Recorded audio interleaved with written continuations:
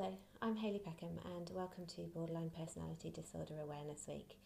I'm doing a short video today, which I feel a little self-conscious about, which is about my life and my journey, some of my struggles and some of my triumphs. I struggled a lot with many of the symptoms of personality disorder.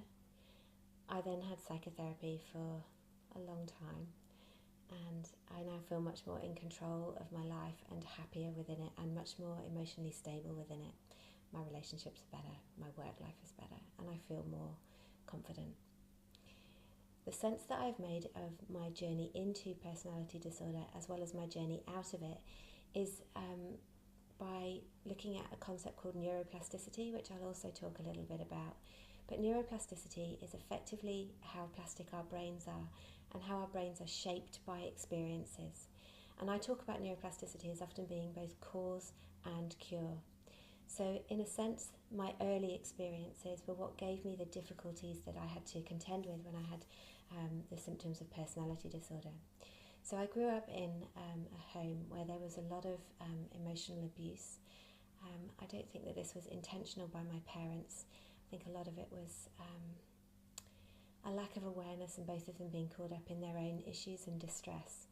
Nevertheless, I was caught in a lot of double binds where I absolutely couldn't win as a child, where I was trying to earn affection a lot of the time, and I was also made responsible for other people's moods and well-being and behaviours, which I think did me quite a lot of harm. I would say that one of the major symptoms that for me that's relevant for borderline personality disorder that came out of these experiences was this sense of having a very fragile self.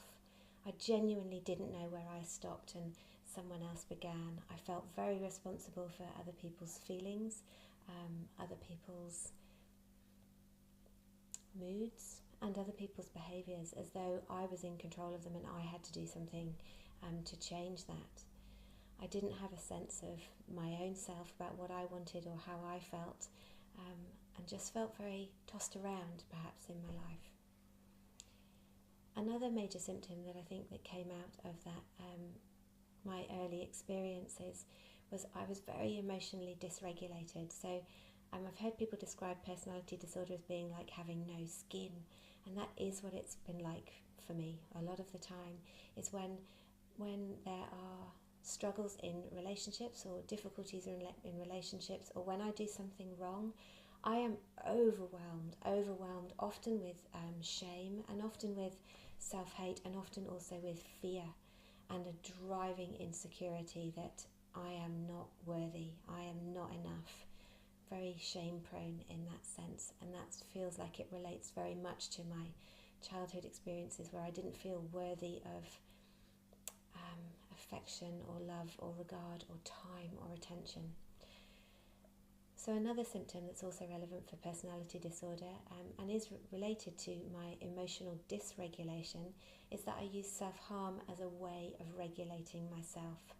So when in these overwhelmed states of fear or rage and self-hate and disempowerment, the thing that I used to do that would calm me down was cut myself or harm myself in some way, but usually it would be cutting myself.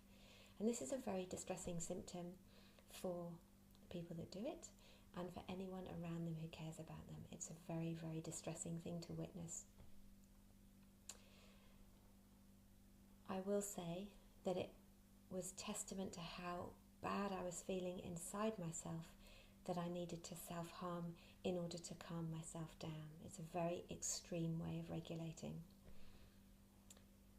I was very fortunate that I came across a very good psychotherapist. And in contrast to my childhood, my psychotherapist provided a space where I could take my emotions. They weren't used against me. My vulnerability was not, it wasn't misused. My emotions weren't misused. They were heard and understood and often soothed and responded to, empathized with. How would anyone feel different if that had happened to them, was a message that I was getting. And that helped me accept myself. It helped me accept the way I was. It helped me accept the intensity of the emotions that I'd suffered. And in this space in psychotherapy, I gradually got a sense that relationships could be safe places.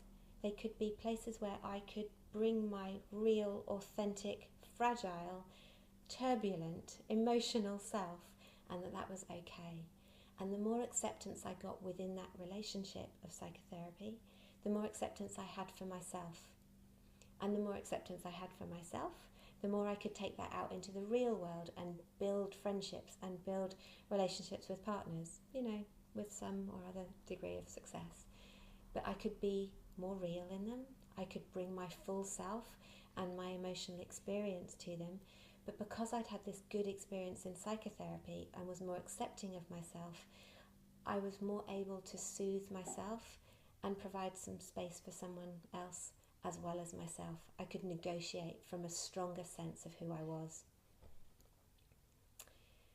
So just to kind of make sense and wrap some words around what I think has happened to me, I think that the experiences I had in childhood impacted it on me in such a way that I had to survive that childhood, and I did that by shutting myself away a lot of the time and self-harming.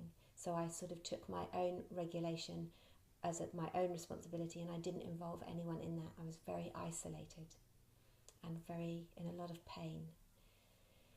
I think that what happened there was my neuroplastic brain did what I had to do to survive in that experience. But as I grew older and became an adult, I didn't want to live that way in the world. I didn't want my relationships to always be that way, and I certainly didn't want to perpetuate the way that I was being on my family and on further generations. So I went into psychotherapy, which was a new experience for me, and also then changed how I related to myself and how I related with others. So I'll say it again. I think neuroplasticity acts as both, it honours experience as both cause and cure for these symptoms of distress that I've experienced. And in that there is a really hopeful message. The experiences we have had do not condemn us to be a particular way. We can seek new experiences and they will change us. New experiences in relationship, particularly in psychotherapy, with someone who is focused on me. That's what I needed, someone who could help me with me. The kind of parenting that I wasn't able to get from my parents. No blame on them, but they weren't able to do it. But I still needed it. So I had to go and find that experience for myself. And having done so, I now feel that my life is my own. I feel worthy of love and care and worthy of good relationships. And I'm incredibly grateful for the experiences I have had that have helped me become this way, an agent in my life, and much happier and much less fragile within it. I encourage you all to go on that journey of seeking experiences that help you out. Thank you for listening.